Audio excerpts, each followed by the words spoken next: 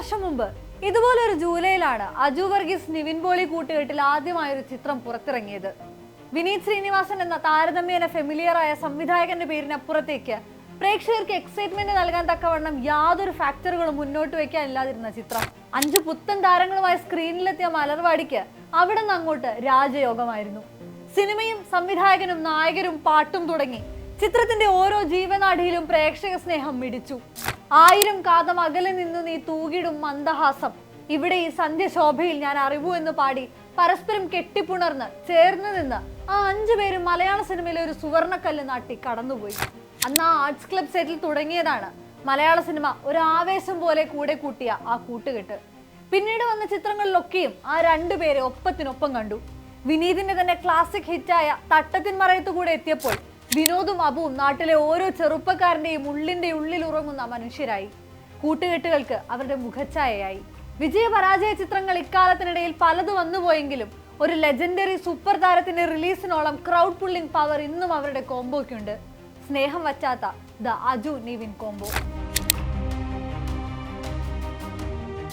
വിനീത് ശ്രീനിവാസന്റെ മോണിറ്ററിൽ തെളിഞ്ഞ അജു വർഗീസ് നിവിൻ കോമ്പിനേഷനാണ് അവരുടെ തന്നെ കരിയറിലെ ഏറ്റവും വലിയ ആഘോഷങ്ങളിലേക്ക് വഴിവെട്ടിയത്.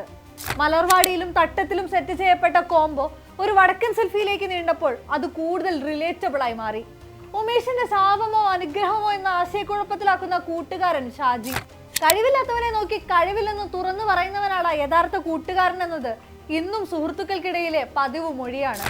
വർഷങ്ങൾക്ക് ശേഷം ധ്യാൻ ശ്രീനിവാസൻ ഒരുക്കിയ ലവ് ആക്ഷൻ ഡ്രാമയിലും ഇതേ രസതന്ത്രം പരീക്ഷിക്കപ്പെട്ടപ്പോൾ ദിനേശനും വസിഷ്ഠും കാലത്തിനൊപ്പം കിടപിടിച്ചു മുന്നേറി.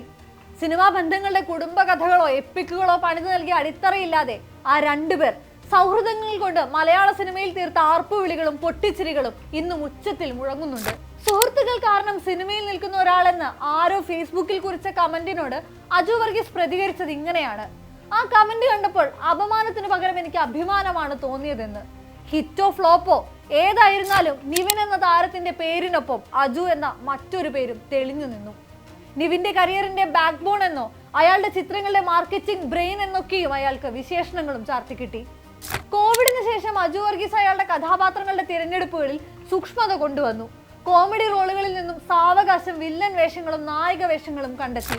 ഓം ശാന്തി ഓശാനയിലെ ഡേവിഡ് കാഞ്ഞാണിയുടെയും ആടിലെ പൊന്നപ്പന്റെയും പോലെയുള്ള വില്ലത്തരങ്ങൾ പുറകിൽ ഉപേക്ഷിച്ച് വില്ലനെങ്കിൽ കട്ട വില്ലൻ എന്ന് തോന്നിക്കുന്ന ഹെറനിലെ രതീഷ് എന്ന കഥാപാത്രത്തെ പോലെ സ്വന്തം അതിർവരമ്പുകളെ ഭേദിക്കുന്ന പുത്തൻ വേഷങ്ങളിലേക്ക് അയാൾ സ്വയം തുന്നിച്ചേർക്കാൻ ആരംഭിച്ചു. കേരള ക്രൈം ഫയൽസിലെ മനോജ് ശ്രീധരും സ്ഥാനാർത്ഥി ശ്രീകുട്ടനിലെ ചക്രവാണിയും അയാളുടെ കരിയറിലെ വേറിട്ട രുചികളായി. അതേസമയം ഗഗനചാരിയിലെ വൈബായും ഹലോ മമ്മിയിലെ ബോസായും അയാളുടെ കിർക്കിനെസ് നിലനിർത്തുകയും ചെയ്തു. അപ്പോഴും അതൊക്കെയും സാധ്യമാകുന്നത് ആദ്യകാലത്തെ വേഷങ്ങൾ നൽകിയ പ്രിവിലേജ് കൊണ്ടെന്ന് സാക്ഷ്യപ്പെടുത്തി. അജു വർഗീസിന്റെ കരിയറിന് ഒരു സ്റ്റഡി ഗ്രാഫാണുള്ളതെങ്കിൽ നിവിന്റേത് കയറ്റിറക്കങ്ങളുടെ കഠിനപാതയായിരുന്നു. കോമഡി ചിത്രങ്ങൾ ഒരു വശത്ത് കയ്യടി നേടിയപ്പോഴും അയാളുടെ പെർഫോമറെ മാത്രം ആശ്രയിച്ച 1983, ഹേ ജൂഡ്, മൂത്തോൻ, തുറമുഖം തുടങ്ങിയ ചിത്രങ്ങളും പുറത്തിറങ്ങി. ഒരു തട്ടത്തിന്റെ മറവിൽ അയാളുടെ ചിരി പണിതെടുത്ത ഫാൻ ബേസിനെ നേരത്തിലും പിന്നെ പ്രേമത്തിലും അയാൾ 10 മടങ്ങ് വികസിപ്പിക്കുകയായിരുന്നു.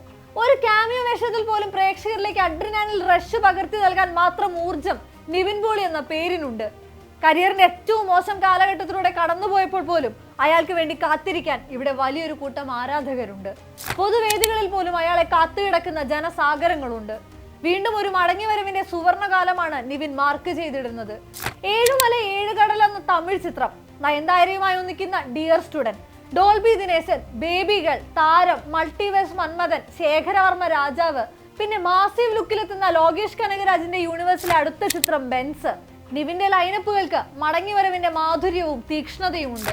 പുത്തൻ ലുക്കിൽ പുത്തൻ സ്വാഗിലെത്തുന്ന അയാൾക്കൊപ്പം അപ്പോഴും ഒരടി മാറാതെ ആ കൂട്ടുകാരനും നിൽക്കുന്നു എന്നത് അവർക്കിരുവർക്കും ആ കൂട്ടുകെട്ട് എന്തായിരുന്നു എന്നതിന്റെ കാഴ്ച കൂടിയാണ്. സ്ക്രീനിലെ ആദ്യ കോമ്പിനേഷനായ മലർവാടിയിൽ തുടങ്ങി അഖിൽ സത്യന്റെ വരാനിരിക്കുന്ന സർവമായയിൽ വരെ അവർ നിലനിർത്തുന്നത് സമാനതകളില്ലാത്ത സൗഹാർദ്ദമാണ്. ഈ വർഷം മടങ്ങിവരവുകളുടെ കൂടെയാണെന്ന് മലയാള സിനിമ അടയാളപ്പെടുത്തുകയാണ്.